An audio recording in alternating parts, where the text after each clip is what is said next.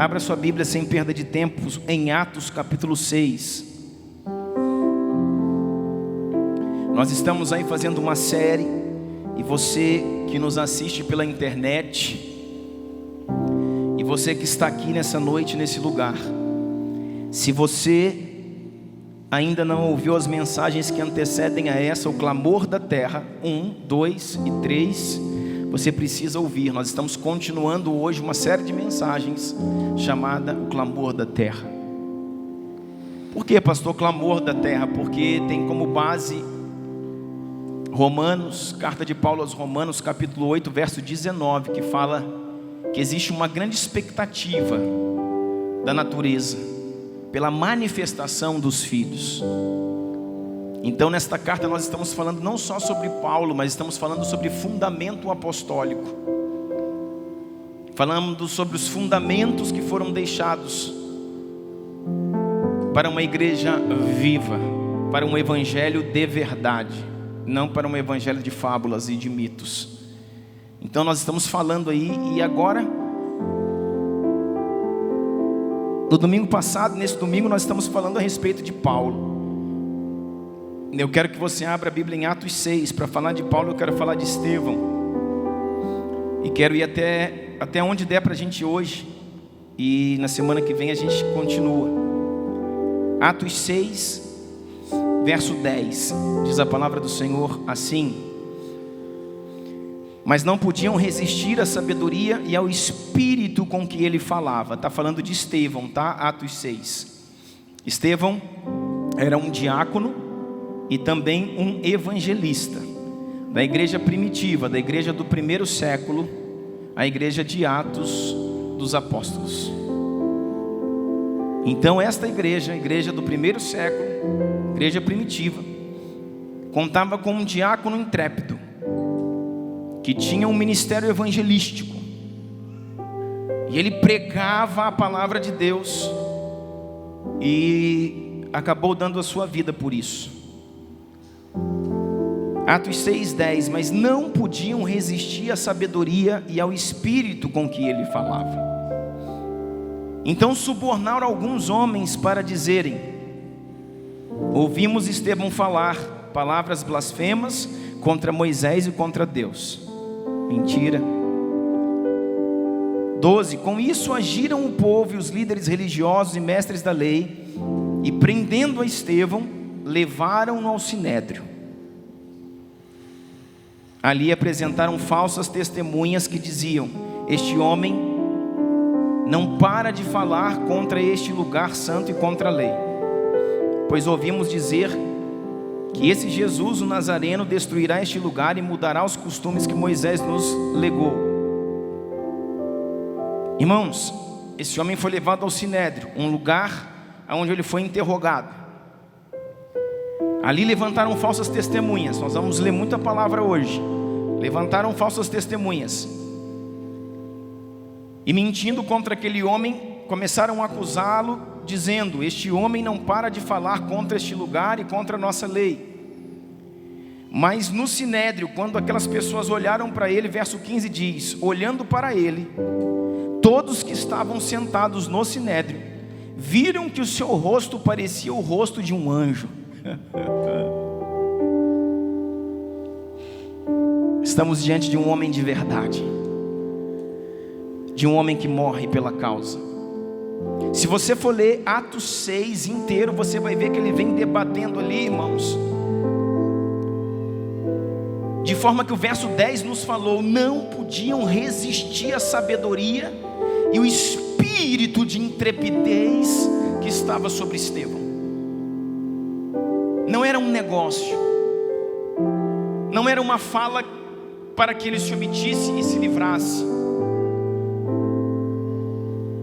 Não era um evangelho gospel, irmão, para que fosse aceito para qualquer tipo de gente, em qualquer tipo de comportamento e em qualquer tipo de entendimento. Não, era o evangelho da verdade.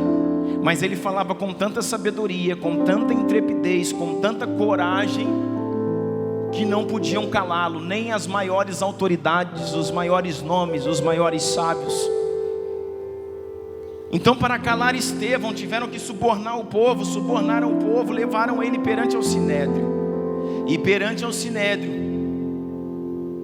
pagando pessoas para que mentissem contra a fé daquele homem, quando olharam para ele, a sua face reluzia, e era como se estivessem olhando para um anjo de Deus.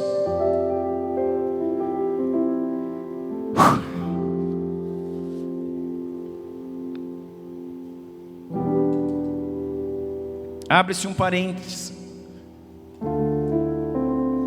O que as pessoas veem quando olham para nós? Fecha o parênteses. Próximo capítulo, Atos 7. Ainda falando sobre Estevão. Qual dos profetas os seus antepassados não perseguiram? Atos 7, 52. Joga para mim. Ele continua na sua fala. E falando a esses homens, ele pergunta: qual dos profetas os seus antepassados não perseguiram? Eles mataram aqueles que prediziam a vida do justo. De quem agora vocês se tornaram traidores e assassinos?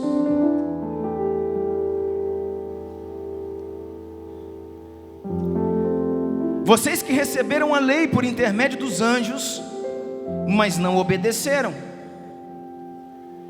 Ouvindo isto, ficavam furiosos e rangiam os dentes contra ele. Mas Estevão, cheio do Espírito Santo, pergunta para você, abre aspas, Estevão estava cheio do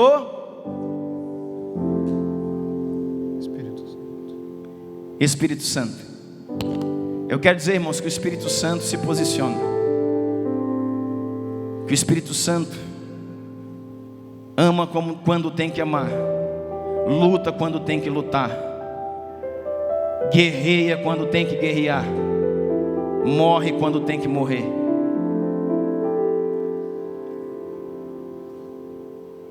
Mas Estevão, cheio do Espírito Santo,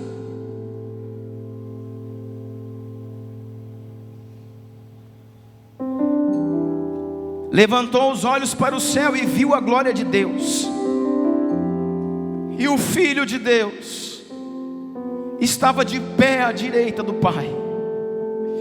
Mas Estevão, cheio do Espírito Santo, levantou os olhos para o céu e viu a glória de Deus, e o Filho estava de pé à direita do Pai. Mas o Espírito Santo, Estevão, cheio do Espírito Santo, levantou os olhos, os céus se abriram, e ele viu a glória do Deus, e Jesus, o Filho, estava de pé, estava em pé, à direita de Deus. E disse: veja o céu aberto, o Filho do Homem de pé à direita de Deus. Mas eles tamparam o ouvido e gritaram bem alto, lançaram-se todos juntos contra ele, arrastaram para fora da cidade e começaram a apedrejá-lo. Arrastaram para fora da cidade para que fossem apedrejados. Essa era a punição daquele tempo, essa era a punição romana para aqueles que pregavam o Evangelho de Cristo. Essa era uma punição também no meio dos hebreus, para aqueles que se levantavam contra o judaísmo. Então ele foi arrastado para fora pelos cabelos e começou a ser apedrejado. Veja o verso 58, nunca mais esqueça na sua vida: as testemunhas deixaram os seus mantos, as testemunhas deixaram suas roupas aos pés de um jovem chamado Saulo. Aqui começa uma das maiores histórias do cristianismo. Aqui começa algo que baliza minha fé há muitos anos. Suas vestes foram deixadas aos pés de um homem chamado Saulo, de um jovem chamado Saulo. Era este Saulo, perseguidor da igreja. Era este Saulo que organizou o motim para que Estevão fosse preso. Era este Saulo que mandava cartas às sinagogas. Era este Saulo que perseguia os cristãos. Era este Saulo que amarrava os cristãos em seus cavalos e os arrastavam vivos até a morte. Era este Saulo. O Saulo, o Paulo que falamos no domingo passado. Era este jovem que amava o Senhor da forma dele, mas amava e se movia. Deixa eu dizer uma coisa para você: Deus não traz alguém de lá, que nunca fez nada lá, para ser alguém aqui e levantar como autoridade. As pessoas que mudaram de lado, saíram das trevas e vieram para a luz, eram pessoas que se moviam com intrepidez, com coragem, ainda no meio das trevas. Eram pessoas que já possuíam um espírito de posicionamento, de liderança, de luta. E o Senhor falou: cara, vamos trazer essa pessoa para o lado de cá, e no lado de cá eu vou ensinar para ele quanto importa sofrer pelo meu nome. E aqui se tornarão os apóstolos, profetas, os líderes da igreja. Um homem que matava, assassinava em nome de Deus. Só que quero continuar o texto com você. Diz assim: enquanto apedrejavam Estevão, este orava: Senhor Jesus, recebe o meu espírito. Então caiu de joelhos. Os céus estão abertos, o Filho do Homem está em pé, levantou do trono para estender a mão a Estevão. Então caiu de joelhos e bradou: Senhor, não os consideres culpado deste pecado. Dizendo isto, morreu. Aqui começa a história do cristianismo, uma das histórias mais lindas. Sabe por quê? Esse mesmo homem chamado Saulo está ali vendo tudo isso. E quando Saulo olha para Estevão e vendo um jovem morrer, quando ele cai de joelhos, estende os seus braços, adorando o Senhor, ele grita: veja os céus abertos. Por que você sabe, pastor, que ele gritou em voz alta? Se ele estava morrendo, quem que ia contar isso para você depois? De braços abertos, ele gritava: veja os céus abertos. E o Filho do Homem está assentado, está de pé, ao lado do Pai, para me receber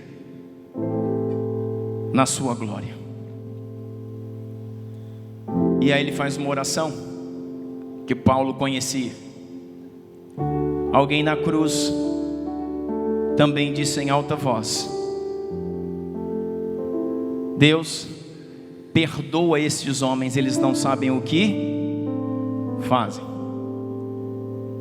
Agora, um verdadeiro seguidor, um verdadeiro discípulo, um verdadeiro cristão, um homem de verdade, um servo de verdade, encorajado, posicionado na autoridade, cheio do Espírito Santo, morrendo pelo Evangelho, cai de joelhos, suas lágrimas regam a terra, suas mãos têm forças para se estender, enquanto as pedras tocam o seu corpo.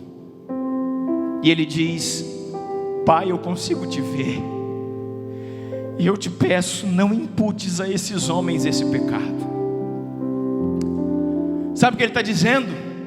Eles vão ter que responder a tantas coisas. Na falta de sabedoria, na falta de discernimento, na falta de posicionamento desses homens, eles já vão ter que responder a tantas coisas.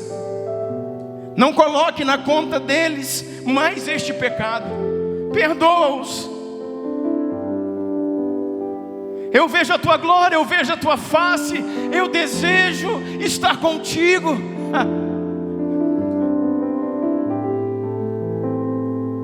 Não coloque na conta deles esse pecado. E um jovem chamado Saulo olhando, dizendo: o que é isso? O que é isso?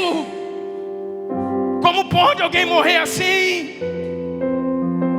Como pode alguém morrer assim? Um jovem chamado Saulo está olhando e falando: o que eu fiz? Eu matei esse homem. Se o Deus dele é o mesmo Deus que o meu, então o que eu estou fazendo? Como alguém pode perdoar dessa forma os seus opressores? Como alguém pode sorrir diante da morte? Como alguém enfrenta a morte com tanto brio? Como alguém ama um Deus tão verdadeiramente, de forma tão ousada, tão transparente, tão viva? Quem é o Deus de Estevão? Quem de verdade é o diácono Estevão? Aquilo mexeu com Paulo.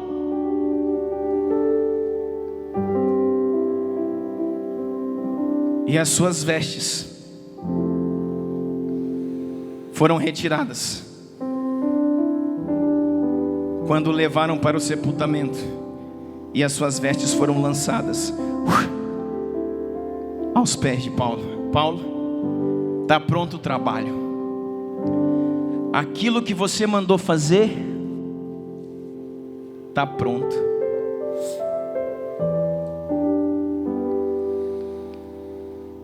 Estevão está morto.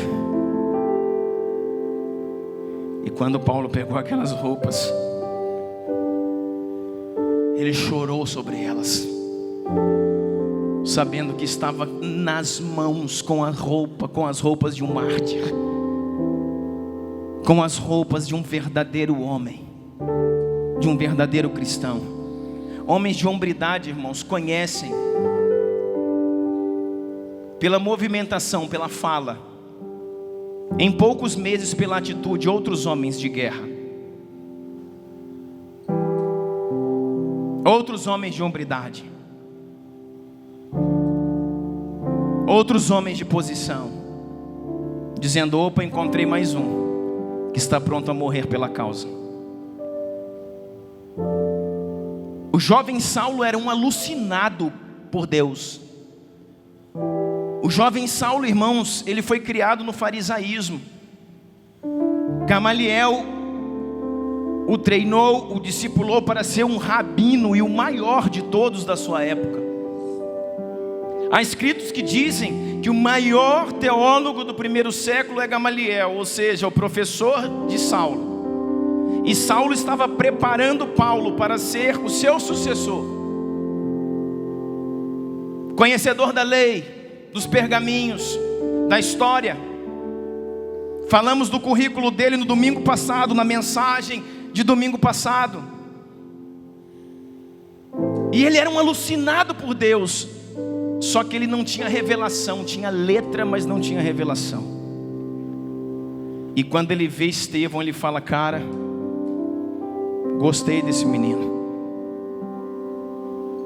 Parece que algo que tem dentro de mim também tinha dentro dele, e eu o matei. E as roupas de Estevão estão nas suas mãos, para que ele possa lembrar aquilo que ele fez. Sabe o que eu penso? Logo depois desses dias, Saulo vai ser confrontado pelo próprio Deus no caminho de Damasco. E o Senhor vai dizer para ele: Saulo, Saulo, por que me persegues? Por que me persegues? E ele já sabe quem é, e vai dizer: Senhor. Eu penso que Saulo não está se convertendo nesse momento ali, ele só está tendo um selo, um encontro com Deus. Mas ele se converte com Estevão. Deixa eu dizer uma coisa para você, irmãos. Tenho dito esses dias para você. Eu não sei de que tipo de gente você é, Mas eu quero dizer, há sempre um pelotão que passa na frente. Há sempre um tipo de gente que vai à frente. Eu gosto de uma frase de Chesterton, que diz assim: toda época é salva por um pequeno grupo de homens que insistem em não serem modernos.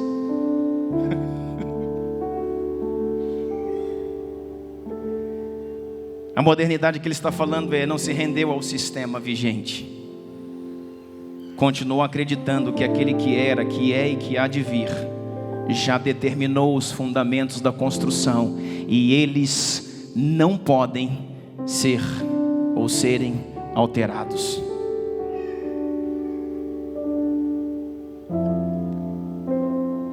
Andamos um pouco na frente e chegamos lá em Atos 14, falamos disso aqui no domingo passado. Paulo já está com Jesus, já está ganho. Primeira viagem missionária de Paulo. Não é mais Saulo, é Paulo. Atos 14 vai falar sobre isso. Isso aqui acontece mais ou menos lá em 47 depois de Cristo. Primeira viagem missionária. O que nós vimos ali rapidamente? Paulo estava em Icônio pregando a palavra do Senhor. Depois você leia Atos 14. Começa muita gente a crer no Evangelho, começa paralíticos andarem, cegos enxergarem, começa um mover de Deus, o Evangelho sendo pregado. E aí, como sempre, começa a perseguição. Então ele foge de Icônio e vai para Listra. Na cidade de Listra, a mesma coisa: pregação, fogo descendo, palavra comendo, o Espírito batizando, discípulos de Cristo se manifestando, a igreja se estabelecendo em Listra. Só que novamente a perseguição de Icônio agora está em Listra. Paulo não consegue fugir de Listra. Antes disso, conseguem agarrá-lo e levando para fora da cidade. Conhece essa história? O apedrejaram.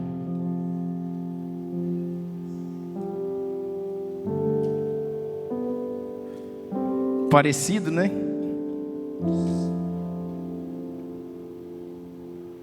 E Paulo sendo apedrejado por pregar o Evangelho, irmãos, está ali duramente sendo apedrejado, seu sangue descendo. E esse apedrejamento, irmãos, não era um castigo, era uma condenação à morte. Quando deram Paulo como morto, disseram: está morto, pode parar. Saíram de perto. Já era noite, e seus discípulos desesperados, discípulos de Paulo, chegam perto dele e olham para o seu líder desesperados, disseram: morreu pelo Evangelho. Mas eles percebem que Paulo está vivo. E sabe o que eles fazem? Entram com Paulo à noite em Listra, escondidos, só para passar o dia. E no outro dia de manhã, eles fogem de Listra e vão para a cidade de Derbe. Em Derbe, Paulo fica ali em tratamento. E ele não morreu, não porque o apedrejamento foi menor, não, ele não morreu porque Deus não quis, não era o momento. E então, já restabelecido, ele começa a pregar o Evangelho em Derbe. E diz o texto assim, presta atenção, Atos 14, 19. Sobrevieram, porém, judeus de Antioquia e Icônio, instigando as multidões e apedrejando a Paulo. Arrastaram-no para fora da cidade, dando-no por morto. Rodeando, porém, os discípulos, levantou-se e entrou na cidade. No dia seguinte partiu com Barnabé para Derbe. E tendo anunciado o Evangelho naquela cidade, feito ali muitos discípulos, partiu para Derbe, tendo anunciado o evangelho naquela cidade, feito ali muitos discípulos, voltaram para Listra. Escuta isso, irmão. Então eles fugiram para Derbe.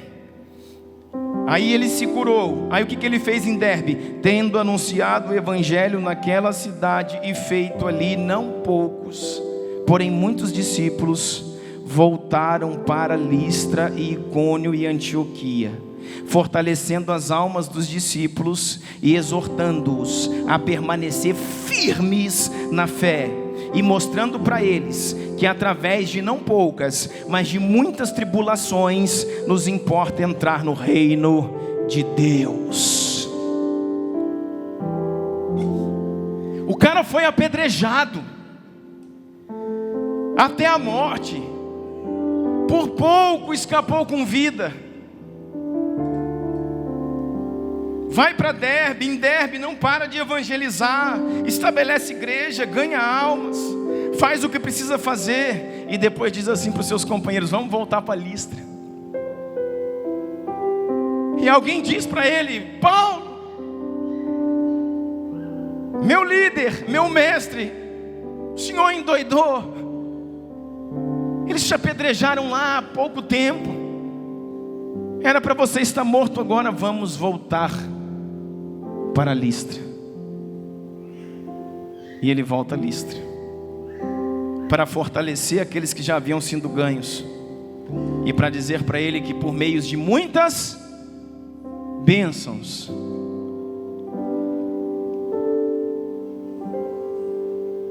que por meio de muita música, que por meio de muitas tribulações, nos importa entrar no reino dos céus. Sabe o que o Senhor está dizendo para você? Com força ou sem força, saudável ou doente, com crise ou sem crise, com dinheiro ou sem dinheiro, o que mais importa, mesmo com tribulação, é entrar no reino dos céus. É não perder a sua eleição, o seu chamado e a sua vocação. Eu quero dizer para você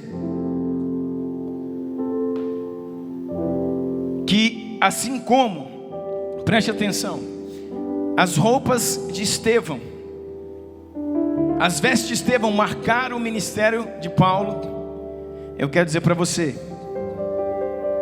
que a atitude de Paulo agora marca o ministério de um jovem, de uma das cartas que eu sou mais apaixonadas na Bíblia. O seu nome é Timóteo. Nos últimos dias da sua vida, irmãos, Paulo escreve ao seu filho na fé Timóteo, escreve ao seu filho na fé Tito. Timóteo está em Éfeso, Tito está em Creta. Essas cartas escritas, destinadas principalmente a Timóteo e a Tito, são as últimas cartas. Cartas de um homem que não escreve mais a uma cidade e nem a uma igreja, escreve a um homem, a um amigo. Existem as cartas de Paulo a Filipenses, aos Filipenses, destinada à igreja que está na cidade de Filipos. Existe a carta de Paulo aos Colossenses, destinada à igreja que está em Colosso. Existe a carta de Paulo aos Romanos, aos Hebreus, a carta de Paulo a Filemon, a carta de Paulo aos Coríntios. E todas estas cartas foram escritas na prisão. Paulo agora, depois da sua primeira viagem missionária, segunda viagem missionária, terceira viagem missionária, a Bíblia nos fala de 4 viagens. Paulo agora se tornou um fugitivo, um criminoso por pregar o Evangelho. E Paulo esteve preso 2 vezes na cidade de Roma. E na primeira prisão em Roma, uma prisão domiciliar, ele estava preso numa casa. E ali mesmo preso, vigiado, controlado, ele podia até receber algumas pessoas. E dali ele escreve essas cartas que eu te falei. A igreja que está em Filipos, a igreja que está em Colosso. Escreve aos romanos, os que estavam em Roma, aos hebreus. Existe uma forte, não há em relação aos hebreus uma averiguação exata a respeito da carta aos hebreus, mas existe um consenso de que Paulo escreveu essa carta. Primeira prisão em Roma.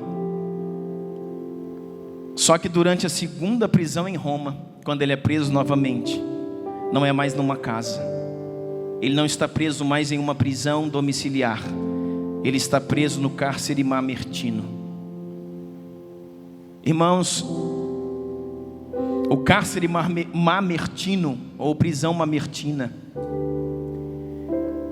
antes de se tornar um cárcere, era uma cisterna.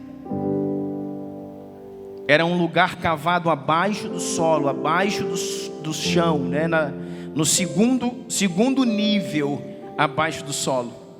Um lugar para juntar água, uma caixa d'água grande, uma grande caixa d'água, uma cisterna. E ali naquele lugar, que se chamou de cárcere mamertino, um lugar escuro, frio, um lugar angustiante. Depois foi transformado e aperfeiçoado a questão de como se desciam os presos nesse lugar. Mas no início da história, irmãos, havia um buraco, como se fosse a tampa da cisterna, e os presos desciam por uma corda. E lá para baixo jogavam aquilo que precisava. Ah, irmão, você me perdoa se eu chorar.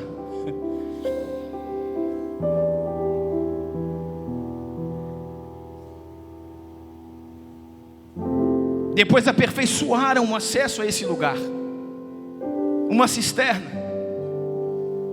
Um lugar tenso, frio e escuro. Um lugar onde se enclausuravam, irmãos, aqueles homens que eram presos de segurança máxima. Generais de guerra que foram traidores, desertores.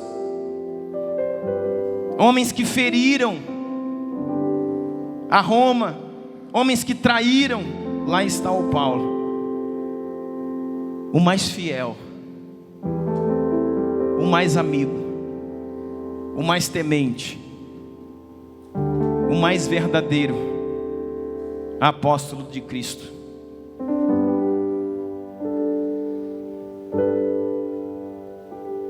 Paulo é considerado, depois de Jesus, o maior nome do cristianismo.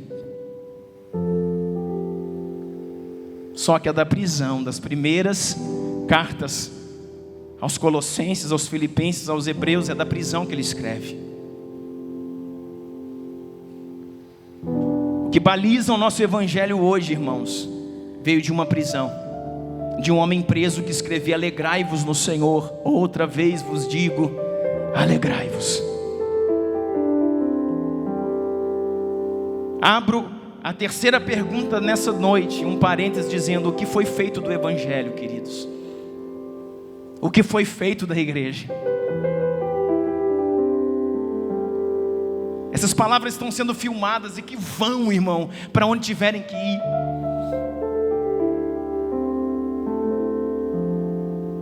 O que foi feito do evangelho? O que traz você aqui nessa noite, no meio da pandemia? O que te faz levantar todos os dias da manhã e dizer: eu sou um cristão? Até onde vale a pena? Por que vale a pena? No que se baseia a sua fé? Até onde você é capaz de ir? No que verdadeiramente você acredita? O que você pode suportar? Quem você é?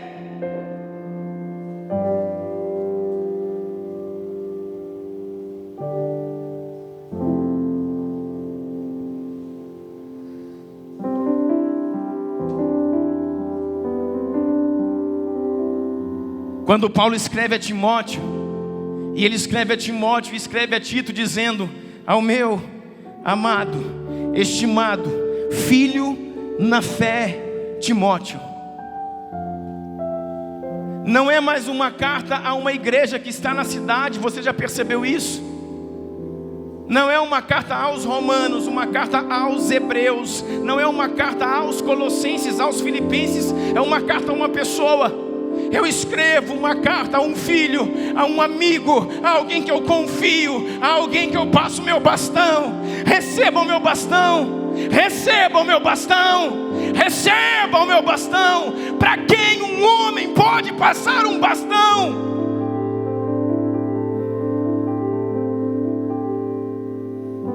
Paulo está escrevendo agora, não é uma igreja, não é um povo, é um homem, a Timóteo, meu estimado filho, a Tito, meu estimado filho, a você. Eu abro os segredos do meu coração, leia essa carta, irmão. Paulo está falando agora dos seus medos, dos seus anseios. Paulo está abrindo o seu coração para um amigo, não está discipulando uma igreja, não está discipulando uma cidade. Paulo está abrindo o seu coração para um amigo, dizendo: olha, eu estou aqui, eu fui traído, eu fui esquecido. Fulano de tal disse que vinha e não veio, falou que fazia e não fez. Está lá, irmão.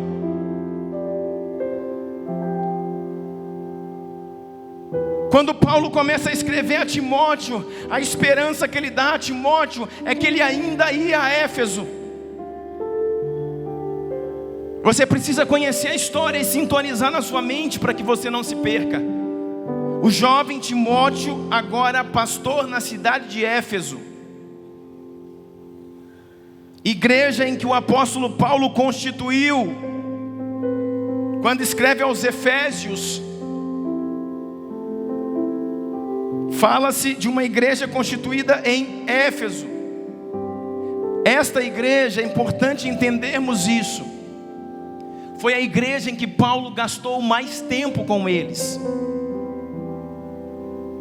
Estudos dizem que de 2 a 3 anos Paulo esteve diretamente ligado à cidade de Éfeso.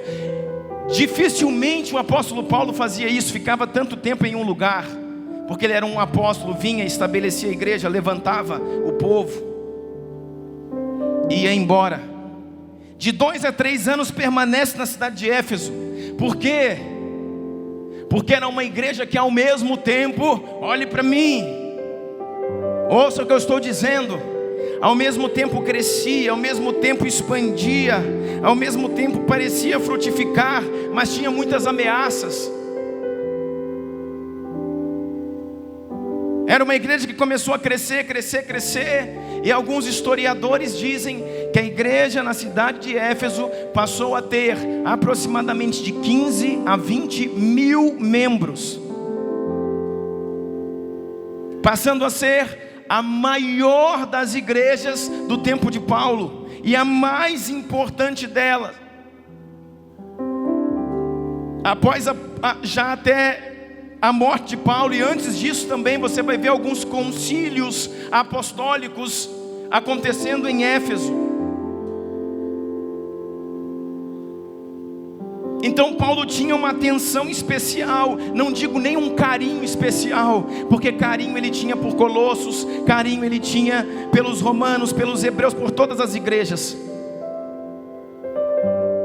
Nós vimos no domingo passado, ele escreve uma carta aos filipenses agradecendo as ofertas de Filipos, Macedônia, agradecendo a fidelidade do povo de Filipos, que não só ajudava a sustentar o ministério de Paulo, que um dia teve tudo, mas teve por perda todas as coisas para pregar o evangelho, mas como também no momento de uma oferta social.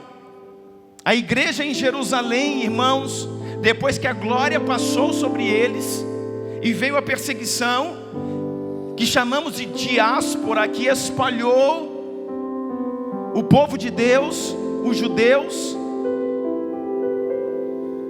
a igreja de Jerusalém passou fome, E foi levantada uma oferta para Jerusalém. E a Macedônia, a igreja de Filipos, foi uma das maiores ofertantes para Jerusalém. Paulo escreve agradecendo o amor, o carinho, o empenho. Então Paulo tinha carinho por todas as igrejas, mas por uma igreja em especial, Éfeso, ele tinha muita atenção. Porque era uma igreja, irmãos, que tinham infiltrada nela muitos falsos ensinos, muitas divergências, muitos judaizantes, homens que tinham se convertido ao cristianismo e vindo do judaísmo, queriam inserir no cristianismo os princípios judaicos e mais uma série de doutrinas dos gregos, nicolaítas, Jezabel e uma série de doutrinas estranhas que atacavam a maior igreja daquele tempo. Como Deus é perfeito e como as coisas não mudam.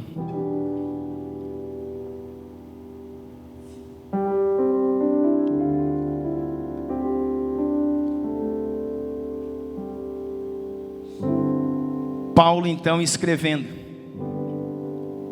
já preso pela segunda vez, a carta a Timóteo, a segunda carta a Timóteo e a última carta a Tito. Não é da primeira prisão domiciliar, é do cárcere mamertino. E ele escreve a um amigo abrindo seu coração e dizendo: meu amigo, resista às falsas doutrinas, os falsos ensinos, os falsos mestres. Resista ao evangelho fácil. Resista. Resista ao que chamamos de teologia da Cinderela. Resista. Resista ao romance gospel. Resista. Existe um verdadeiro evangelho, Timóteo. E sempre que Paulo escrevia a Timóteo, ele dava uma intenção, irmão, de que ele ia retornar. Ele dava uma intenção: olha, eu irei ter convosco. Ele disse várias vezes: eu irei ter convosco, eu irei ter convosco, eu irei ter convosco. Eu ainda verei a tua face, filho. Eu ainda verei a igreja de Éfeso novamente, no qual passei 2 anos aí. Eu irei ter convosco. Mas chega um momento que ele diz: já estou sendo dado como oferta de libação. Combati o bom combate, encerrei a carreira e guardei a fé. Não conseguirei ter convosco. Eu sinto que é chegado os dias da minha morte. Eu sinto que eu não o verei mais. Eu sinto que meus dias terminaram.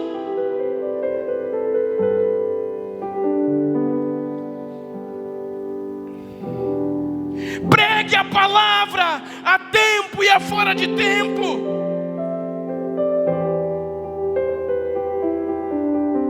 Pregue a sã doutrina.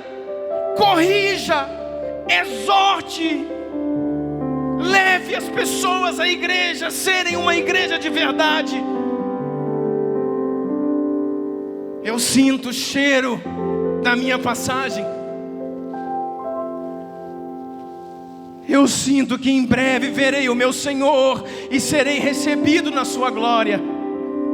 Tem crente, irmãos, que se falar que Jesus volta amanhã, ele desespera hoje.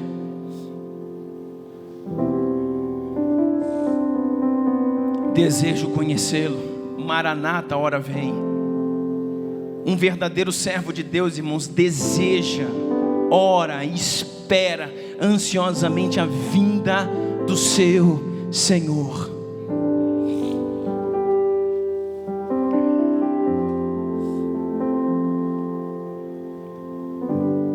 E sabe o que está acontecendo? Aí quando você vê a questão do Timóteo, quero voltar lá no texto que eu estava para que você não se perca. Aonde esse Paulo conheceu Timóteo, irmão? Da onde apareceu Timóteo? Sabe que você, quando estuda a história, os escritos você vai aprender, você vai entender que Timóteo, irmãos, morava em Listra. Lembra aquela cidade? Lá na primeira viagem missionária de Paulo, onde ele passou lá no início e foi apedrejado, Icônio, Listra, Derbe. Listra novamente. Naquela cidade morava um jovem chamado Timóteo. E é bem provável a história que eles tenham se conhecido ali. Se você pegar pela data da primeira viagem missionária de Paulo e você fizer um estudo cronológico da idade de Timóteo, Timóteo tinha aproximadamente 15 anos. Um adolescente quase jovem. E ali quando Paulo passa por Listra, ele era, vamos dizer, um meio judeu, Timóteo. Por quê? Porque seu pai era grego e sua mãe era uma judia. E quando a gente estuda melhor a fé, a gente pensa que Timóteo já vem sendo discipulado, desde o início. Mas o startar do ministério de Timóteo é a passagem de Paulo por Listra. Quando Timóteo consegue ver que um homem passa por ali, é apedrejado, sai dali dado como morto, e depois de algum dia, costurado, suturado, ferido, machucado, Paulo mostrava: aqui, ó minha cabeça afundada aqui, ó meu braço quebrado aqui, ó minhas costas, as chicotadas. E ele dizia: carrego no meu corpo as marcas do Evangelho. Quando ele volta, depois de apedrejado, e volta novamente para Listra, naquele momento lá atrás, voltamos lá à primeira viagem missionária de Paulo. O menino Timóteo de 14 anos diz: uau, que homem é esse? Eu quero dizer, irmãos, que os leões festejam leões.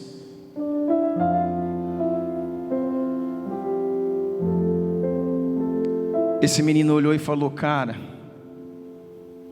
quem é esse Paulo? Quando Paulo volta, irmãos, para encorajar aqueles cristãos ali, depois de ter sido apedrejado, ido a Derbe e volta para Listra, ele tem contato com Timóteo. Ele apacenta um grupo em que Timóteo está fazendo parte. Timóteo, um jovem de 14 anos, está sendo convertido ao cristianismo pelo grande apóstolo Paulo. E é lógico que ele conhecia Deus, conhecia Jesus, de ouvir falar da sua mãe e da sua avó. Sua mãe Eunice e sua avó Lloyd, que eram as mulheres que discipulavam Timóteo.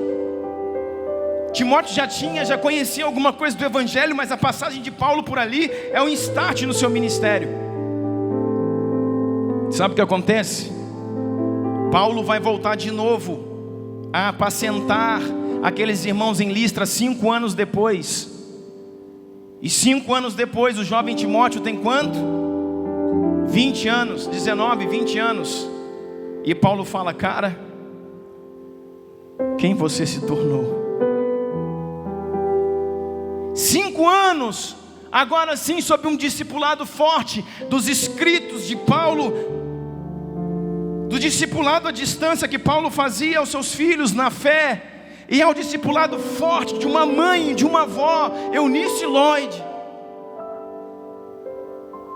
Felizes são os filhos que, não tendo pai, têm mães. Felizes são os filhos que, quando faltam os pais, têm uma mãe, têm uma avó, com o joelho dobrado, com o rosto no pó, clamando pela sua vida. E quando Paulo encontra Timóteo com 20 anos, fala: cara, Paulo conhecia um homem de olhar para ele, Paulo conhecia um homem de conversar com ele por alguns minutos. Paulo conseguia sugar e entender a base teológica, a base de conhecimento, a base de firmeza de um homem em poucos minutos. E falou: o que é isso? O que você se tornou? Eu vejo Timóteo olhando para ele: eu me tornei o que você me ensinou a ser. Você passa por aqui, é apedrejado num dia, volta depois. Como tu quer que seus seguidores sejam?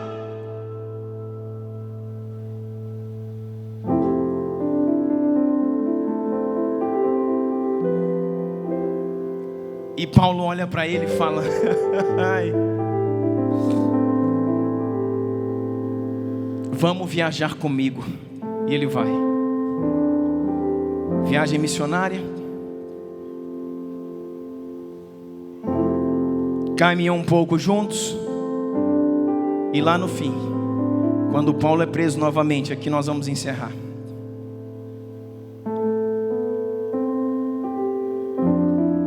Paulo está preso no cárcere Mamertino, em Roma, pelo imperador romano, Nero. E aí, nomeia para a sua igreja principal um grande apóstolo, não. Um grande bispo, não. Um ancião, não. Um filho jovem chamado Timóteo. Você é pastor de Éfeso.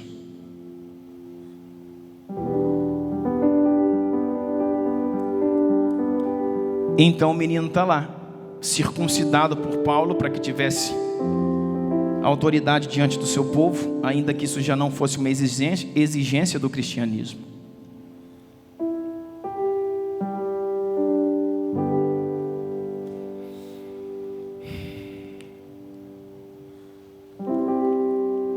Vamos ler aqui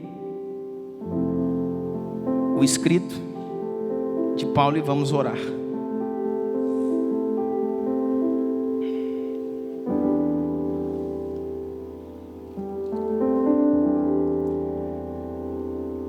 Paulo escrevendo a Timóteo, quero ler alguns pontos aqui. Diz na primeira carta a Timóteo, capítulo 1, verso 3, textos que são conhecidos nossos, mas não sabemos o contexto. 1 Timóteo, capítulo 1, verso 3. Como te roguei, quando parti para a Macedônia, que ficasse em Éfeso, para advertires alguns que não ensinem outra doutrina. Eu te coloquei no comando da igreja em Éfeso para advertir alguns que não ensinem outra doutrina, nem se deem as fábulas. Não acreditem em fábulas ou genealogias intermináveis que mais produzem questões do que edificação de Deus, que consiste na fé. Assim faço agora.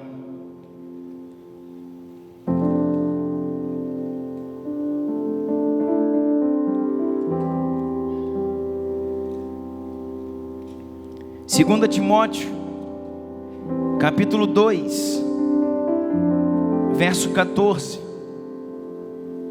Timóteo, traze estas coisas à memória. Timóteo, traga estas coisas sempre à memória, ordenando-lhes diante do Senhor que não tenham contendas de palavras que para nada aproveitam e são para a perversão dos ouvintes. Está falando de falsas doutrinas. Procura apresentar-te a Deus aprovado, como obreiro que não tem do que se envergonhar, que maneja bem a palavra da verdade. Procura apresentar-te a Deus aprovado. Que texto conhecido, né? Como obreiro que não tem do que se envergonhar, que maneja bem a palavra da verdade. Último texto, 2 Timóteo 4. Vamos ler isso aqui. O que é isso aqui? 2 Timóteo 4. Um homem passando um bastão, dizendo: eu não vou chegar mais, não precise mais me esperar, receba o bastão. Irmão, sabe o que ele está dizendo para Timóteo? Você e Tito são os principais nomes do cristianismo a partir de agora. Você é o apóstolo Paulo do presente. Pensa que responsabilidade. Paulo estava dizendo: eu estou escrevendo minhas últimas palavras. Em breve você não poderá mais me ouvir, mas você já sabe o que você precisa. Timóteo, faça aquilo que eu comecei. Termine aquilo que eu comecei. Receba o bastão. Já viu uma corrida de bastão? Que a corrida é uma corrida em equipe, é uma corrida em conjunto, que um passa o bastão para o outro e passa o bastão para o outro. Aí você corre, passa o bastão, o outro pega o bastão daqui e corre, e está passando o bastão. Deixa eu só abrir um parêntese. O bastão, irmão, não é um bastão de comodismo, de omissão, de passividade. O bastão é um bastão de sangue, de dores, de luta, de renúncia, de guerra, de fé, de esperança naquilo que Deus escreveu, naquilo que Deus deu. 2 Timóteo 4 diz assim, segunda carta de Paulo a Timóteo, capítulo 4, verso 1: na presença de Deus e de Cristo Jesus, que há de julgar os vivos e os mortos, por sua manifestação e por seu reino, eu exorto solenemente, eu exorto a ti, filho, solenemente, pregue a palavra, esteja preparado, esteja pronto, a tempo e a fora de tempo. Esteja pronto a tempo e a fora de tempo. Repreenda, corrija, exorte com toda a paciência e doutrina. Essa palavra aqui, paciência, no original, abre aí você que tem strong, é firmeza. Repreenda, corrija, exorte com toda firmeza e doutrina.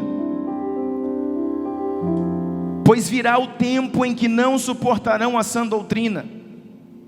Meus irmãos, nós estamos terminando e você precisa pegar isso no seu espírito. Toda essa palavra de hoje, que faz parte de uma série, não é um estudo histórico, é o contexto de hoje da igreja. Paulo estava dizendo em dias que viriam, e esses dias chegaram. Quando diz a palavra assim, pois virão tempos em que não suportarão a verdadeira doutrina, a verdadeira palavra. Pelo contrário, sentindo comichão, coceira no ouvido, segundo os seus próprios desejos, seu próprio entendimento, sua própria cobiça, juntarão mestres para si mesmos. Ou seja, cada um vai escolher o seu mestre de acordo com aquilo que quer ouvir. Eles recusarão a dar ouvidos à verdade, voltando-se para os mitos, voltando-se para as fábulas. Estamos falando de hoje, da pregação da hipergraça, da pregação do relativismo. Não é bem assim, tudo é relativo, eu não entendo assim, mas a Bíblia diz assim. A pregação do humanismo, que não é cristocêntrico, as frases de efeitos almáticos, de efeitos coaching, que são frases humanistas, parecem bonitas, são as que mais se compartilham, são as que mais se exaltam, mas são humanistas, não são cristocêntricas.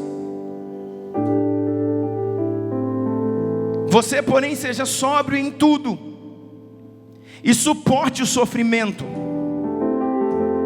Ei, meu filho Timóteo, você seja sóbrio, não se embriague com essas coisas, suporte o sofrimento, faça a obra de um evangelista e cumpra cabalmente, plenamente o seu chamado, o seu ministério.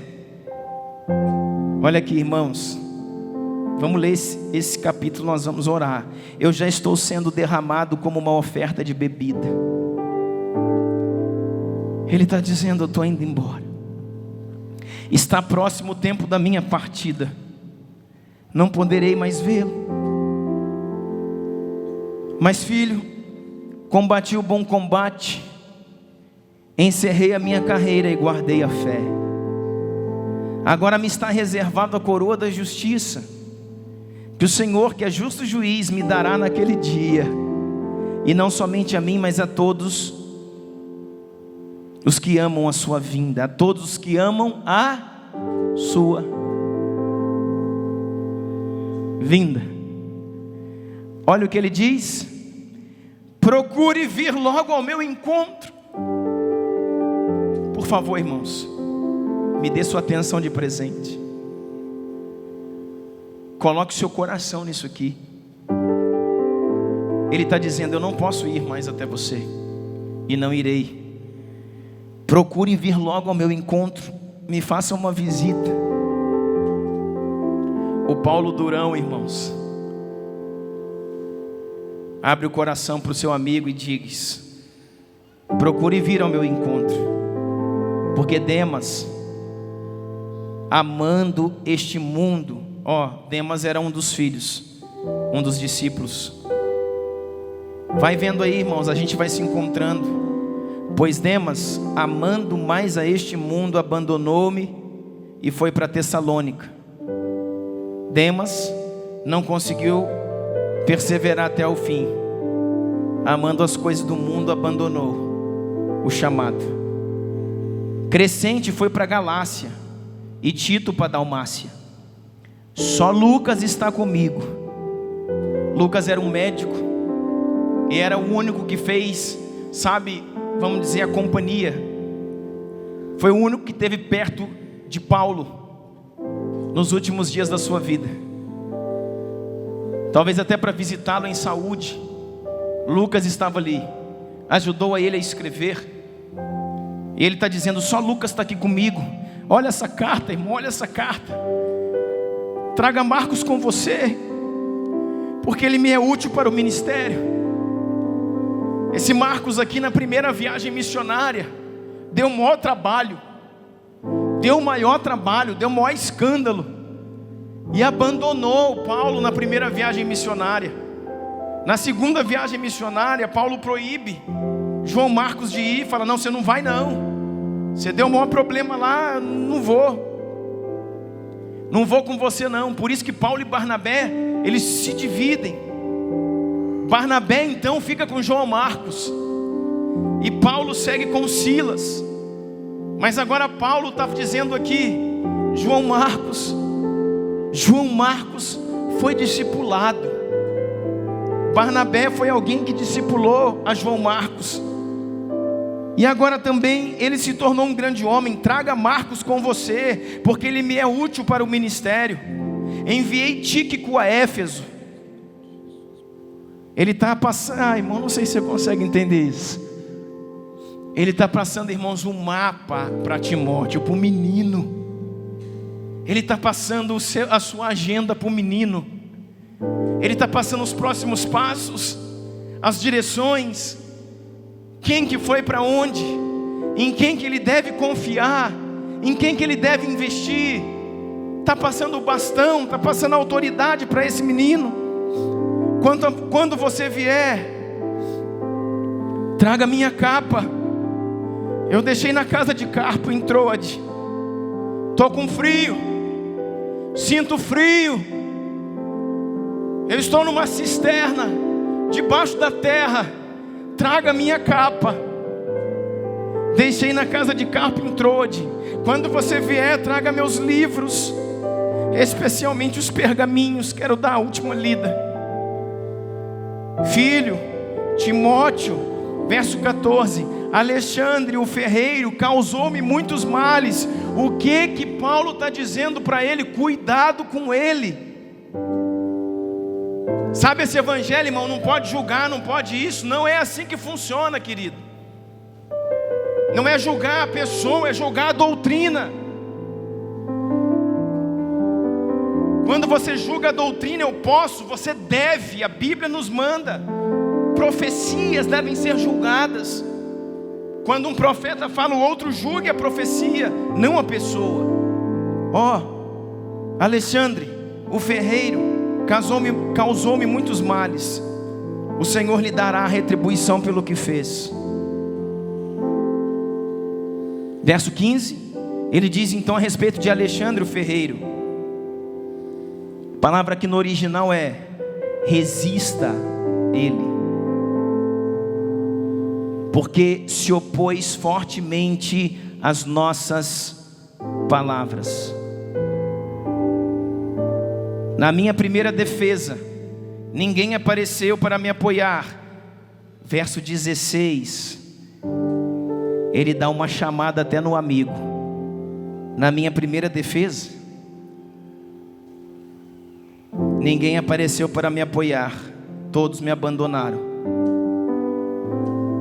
Que isso não lhes seja cobrado. Aí ele diz assim: mas o Senhor permaneceu ao meu lado. Não, irmão, pensa bem. Mas o Senhor permaneceu ao meu lado, não tinha ninguém lá. Na minha primeira defesa, que eu fui levado a júri, ninguém de vocês estava lá, mas o Senhor esteve comigo. O Senhor permaneceu ao meu lado e me deu forças, para que por mim a mensagem fosse plenamente proclamada, e todos os gentios pudessem ouvir. Eu fui libertado da boca do leão. Sabe o que acontece com isso aqui? Como eram essas defesas? Pega Atos 6, você vai ver a defesa de Estevão. E mesmo com a defesa defendendo a sua defesa, ele tinha como falar, ele foi condenado. Foi apedrejado e morreu, lá no início da nossa mensagem, Atos 6. Sabe como era a defesa deles? Colocavam ele diante de uma corte, diante de vários homens, e dizia: o acusado, o condenado, aquele que está em júri, é acusado de se insurgir contra o Império Romano, inimigo do imperador. Aí abre-se ao condenado o direito de falar. Em alguns júris, aquele que estava sendo julgado poderia falar até a saliva acabar, irmão. Poderia usar tudo que ele tinha para poder falar, porque era a forma dele convencer o júri de não ser morto, pena de morte. Então Paulo disse: na minha primeira defesa, eu gastei tudo que eu tinha. Nenhum de vocês estavam lá, mas o Senhor estava. Me deu forças, sabedoria, intrepidez, e eu falei até a língua grudar no céu da boca.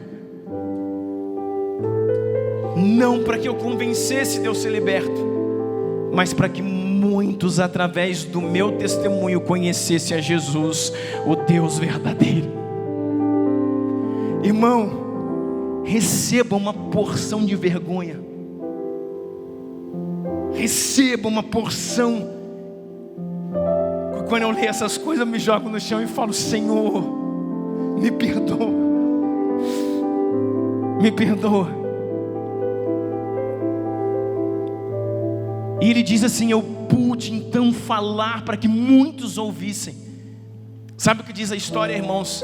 Que nos depoimentos de Paulo, por isso que acabaram cortando a cabeça dele rapidinho, reis se convertiam.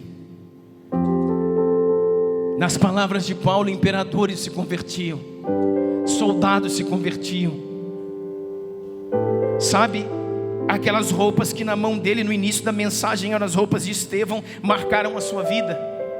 A vida dele agora marcou a vida de Timóteo, e a vida de Timóteo marca a vida de outro e de outro, que marcou a minha. A vida de quem você está marcando, irmão? A vida de quem nós estamos marcando? E ele disse assim: nessa primeira defesa, o Senhor me livrou da boca do leão. Ou seja, escapei. Aí ele termina essa carta de Timóteo aí, esse capítulo 4. Mas pouco depois disso, irmãos, ele não escaparia mais. Ele é levado a um lugar por homens encapuzados, sua cabeça deitada num tronco, e ele é decapitado por amor a Deus e ao Evangelho. Sabe um dos textos que entrou no meu coração nesses dias, como irmão, como uma espada, doeu. Eu parei o carro, irmão, numa praça dessa cidade, eu chorei por uns 40 minutos. Eu dizia: Pai, nos dê forças. Porque eu abri o meu celular num texto que não era o texto que eu estou procurando, mas não passava. O celular travou, não passava. Eu batia, não passava. Eu falo: mas que droga, não é isso que eu quero ler. Mas eu pensei: quem sabe é isso que Deus quer que eu leia. E o texto, Paulo dizia assim: gastarei e me deixarei gastar, por amor de vós e do Evangelho, ainda que amando cada vez mais a vocês, seja menos amado por vós. Aí o Senhor me falou: o que você espera?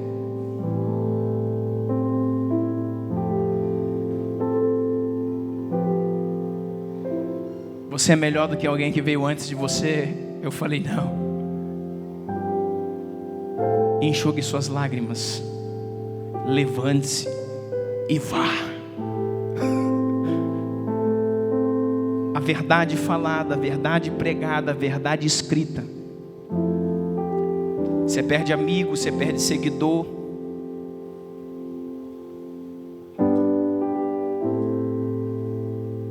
Às vezes perde até a vida. Mas Paulo disse: ainda que amando cada vez mais a vocês, seja menos amados por vós, gastarei e me deixarei gastar. Que essa palavra fique com você nessa volta da quarentena.